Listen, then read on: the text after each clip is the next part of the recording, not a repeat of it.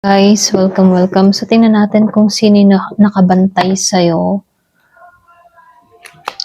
Give me the message. Sino yung sumusubaybay, nagbabantay sa'yo, or tumitingin sa'yo sa malayo? Yung feelings, yung parang stock energy. Okay? So, tingnan natin kung sino to. Give me the message. Thank you nga po pala sa mga nagsusubscribe, sa mga bumabalik. Maraming pong salamat.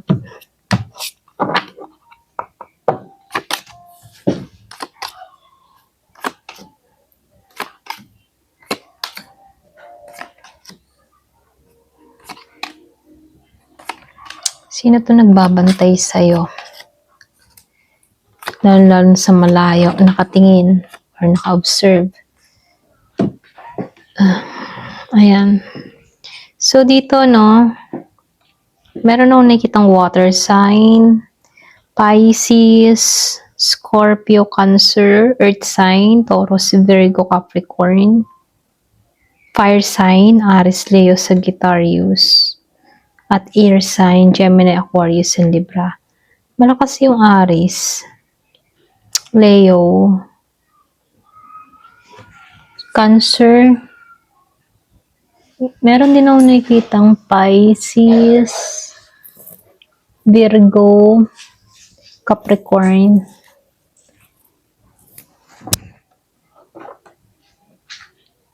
Taurus. Okay? So, tingnan natin ngayon, kung ano ba kung sino to.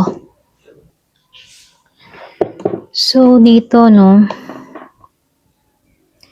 kumbaga nakikitaan ko dito, malakas yung energy ng tao nagmamasid sa'yo. Yung tipong, hindi naman to estranghero, pero malakas kilala mo na to. Kumbaga dito, sa Knight of Earth, yung iba sa inyo, no, ito yung tipo ng tao na hindi naging consistent sa'yo. Pero, nangako ito sa'yo at hindi natupad or hindi niya tinupad yung mga pangako niya sa'yo. Nagpakita to ng feelings pero umatras. Alam mo yun? So, nakikitaan ko lang dito, no, merong immature, very confused siya dati. Kumbaga dito, no, sa Knight of Water dito, so nakikitaan ko dito, no, yung bang tipo na malakas yung indikasyon na may strong personality tong tao na to. Dito sa Knight of Air and the Knight of Water dito. Kumbaga, may strong personality siya, medyo dominant siya, may pagkamayabang. Alam mo yun? Mabilis siyang mag-isip, mahilig mag-observe. Hindi siya nagpapakita ng totoo niyang nararamdaman. Kaya yung dating parang hindi mo maramdaman na naging totoo to or hindi to naging consistent before para bang may naudlot. So, nakikitaan ko dito, pwedeng dati mong connection or pwedeng ex, taong may gusto sa'yo dati pero hindi naging stable, hindi niya tinapos. Nagparamdam pero naputol, ganun. Nakikitaan ko dito lalaki to, malakas yung ego, ma-pride siya rito. So, nakikitaan ko lang dito, no, sa The Sun. Kumbaga dito, no, at dito sa Ten of Water, meron nagmamasid sa'yo dito, sa dalawang to. Kumbaga, binabantayan ka ng tao na to kasi nakikita ka niya na ngayon na masaya. Para bang meron kang na-fulfilled sa sarili mo. Merong nag-i-improve sa buhay mo, pwedeng nag-glow up ka. At nagpa-trigger to sa kanya rito, okay? Dito sa Queen of Water. Aray tao to nagsiselo siya. Para ba nagkaroon siya ng emotional insecurity. Pakaramdam niya na wala ka na talaga sa kanya. Kaya dito, nakakaramdam to ng, alam mo yun, gusto na ng tao na to makawala dito sa nakaraan. Pero, hindi pa siya totally makarecover dito. Kaya nakatali pa rin siya sa energy mo dito. Hindi lang siya curious, merong unfinished na feelings to sa'yo. Pero, alam mo yun, hindi niya alam kung paano ba makalapit dito. So, ibig sabihin, binabantayan ka ng tao na to, kaya lang hindi siya makakilos. Panay tingin lang siya, wala namang aksyon. Natatakot kasi itong ma-reject or natatakot to sa sasabihin mo. Alam niya dito na wala na siyang chance, pero paminsan-minsan naiisip ka niyang kausapin. Yung bang gusto niya magparamdam, nagkakaroon ng sudden urge na lumapit sa'yo, magpapansin, magparamdam. Pero hanggang doon lang, hanggang isip lang. Hindi niya tinutuloy, ito lang nakikita ko, hindi niya tinutuloy na magparamdam tala ng tuluyan sa'yo. Kaya yung estado ng tao na to ngayon dito sa Emperor Reverse, out of control internally. Hindi niya hawak yung emotion niya. Alam mo yun, para bang mahirap siyang maging open, ganyan. Posible nagsisisi naman itong tao na to, kaya lang, dahil mataas nga ang ego, hindi niya inaamin yun. Kumbaga, meron tong naranasan, merong ditong taong ego wounded. Posible sa inyo, ikaw grounded ka eh. Ito lang nakikita ko sa'yo. Very grounded, or pwede rin meron kang pinuput na boundary sa sarili mo. Mataas kasi yung tingin mo din sa sarili mo. Kumbaga, nagkaroon ka ng mataas na value para sa sarili mo, or pwede rin nakita mo yung halaga mo. Para bang naibalik mo yung dignidad mo. Ganun. Kaya lalo siyang nahatak pabalik sa'yo kasi nagkakaroon ka ng pagbabago. Very grounded, stable ka sa emotion mo, maging sa buhay mo ngayon, para bang wala kang problema. Kaya dito, alam mo yun, kumbaga yung iba sa inyo, nakikita ko dito, iniwan ka ng tao na to dahil hindi kanya napahalagahan noon.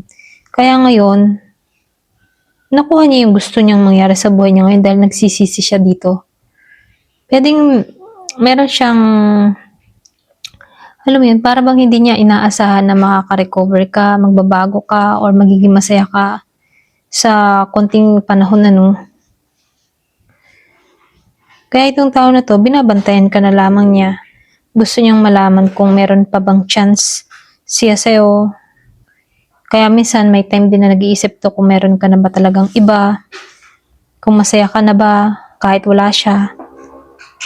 Kaya dito, may taong talagang nag-iisip sa'yo dito. Hindi to basta kilala lang ha, para bang nagkaroon kayo ng ugnayan ng tao na to, malalim na ugnayan, na may naudlot, ganun. Nag-observe siya ngayon, kaya lang hindi kumikilos. Nasa iyo naman dito yung pagpapasya. Ito rin nakikita ko, para bang ikaw yung may power dito sa connection na to. Kasi nasa sa'yo yung decision kung papapasukin mo tong tao na to o hindi. Ikaw yung pinaka emperor dito. Ito lang nakikita ko. Ikaw yung magdidikta. Ayan, ito lang nakikita ko.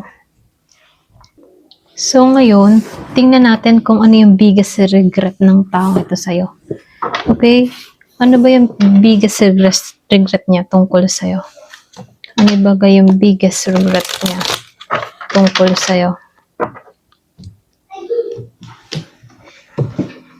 Ano yung biggest regret ng tao na to tungkol sa'yo?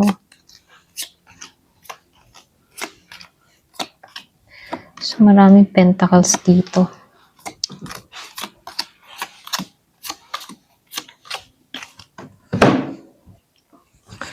So, nakikitaan ko dito, hindi lang ito simpleng pagsisisi. Kumbaga, alam niyang may pagkakataon na kaya niyang magseryoso at buuin tong connection na to. Pero, yung tipong hindi niya ginawa. Kaya dito, hindi niya nasimulan ng tama dito sa Ace of Wands reverse. Kaya dito, panipagsisisi siya dito. Hindi siya naging tapat sa simula sa'yo.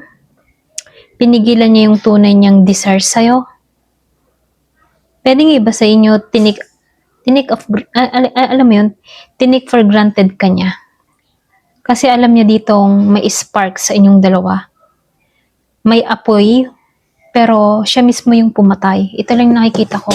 May tinik advantage or parang bang yung tipo na sinamantala. Alam mo yun? So, nakikita ko dito, meron siyang mga maling pag-handle sayo. Okay? Kumbaga dito, lumalabas dito, naging cold to eh. Merong dumistansya, hindi siya naging patas sa'yo. May mga sinabi o ginawa siyang nakasakit sa'yo. Okay? Kaya ito, no, meron nung nakitang lalaking nagre-regret sa'yo or lalaking nagsisisi.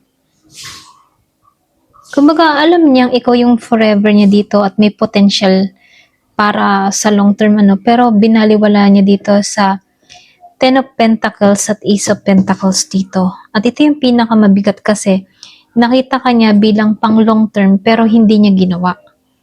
So, nakita ka ng tao na to na stable partner, wife, husband, material, energy, pero hindi niya inigrab. Alam niyo ikaw yung opportunity na bihira lang dumating, okay? Kaya lang, pinili niya yung ego niya kaysa connection. Dito sa King of Wands and the King of Pentacles reverse dito. Kaya siya,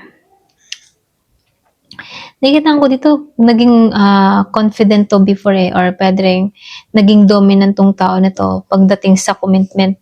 Kaya lang bumagsak eh. Kaya yung regret niya dito, alam mo yun, mas inuna niya yung sarili niya. Ito yung pinagsisisihan niya dahil inuna niya yung sarili niya kaysa ayusin yung connection. Hindi siya naging stable or hindi siya dumepende sa connection, Kumbaga, gusto ka niya pero hindi niya pinanindigan. Ayan, yun yung mali niya rito.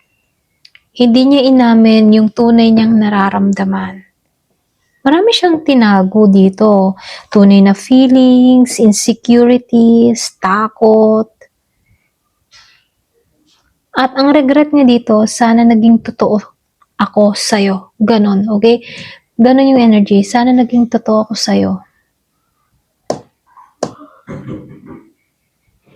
Masaya tong tao na to sa'yo. Ito lang yung nakikita ko Pero hindi niya pinahalagan ikaw. Ikaw yung nagbigay sa kanya ng emotional satisfaction, saya, fulfillment, pero hindi niya pinakita. Hindi niya pinoprotektahan or hindi niya pinoprotect. Ayan, pasensya na utol ako, no? Kaya ngayon, doon siya nasasaktan, okay? So, nakikitaan ko dito, naging indecisive siya sa mga pinili niya. Pwedeng umalis to dito sa Two of Swords at sa Queen of Swords. Siya kasi hindi makapag-decide dito. Nag-stay siya sa comfort zone niya. Ikaw napagod ka na eh. Ayan, pagod ka na. Pinili mo na lang mag-set ng boundaries, naging strong ka at umalis. Ganon yung energy mo. Bahala ka dyan. Pagod na ako sa'yo. Ganon yung energy mo, no? Kumbaga hinayaan ka niyang mawala dito. Kasi hindi siya nagdesisyon ng tama rito. Kaya yung energy ng tao na to, na-stuck siya at hindi siya nagpatuloy. Dito sa Three of Wands reverse at sa Nine of Wands reverse. Kaya ngayon ito, nakikitaan ko dito, wala siyang progress. Pagod na siya emotionally, pwedeng pagod na siya kaiisip. Alam niya ditong huli na ang lahat. Ngayon naliliwanagan tong tao na to dito sa Seven of Cups. Dati kasi confused siya eh. Maraming opsyon, maraming pagpipilian, hindi sigurado. Kaya ngayon, malino na sa kanya nang nangyayari na ikaw talaga. Pero late na siya nung na-realize niya. Okay? Kaya dito, ikaw, pagod ka na.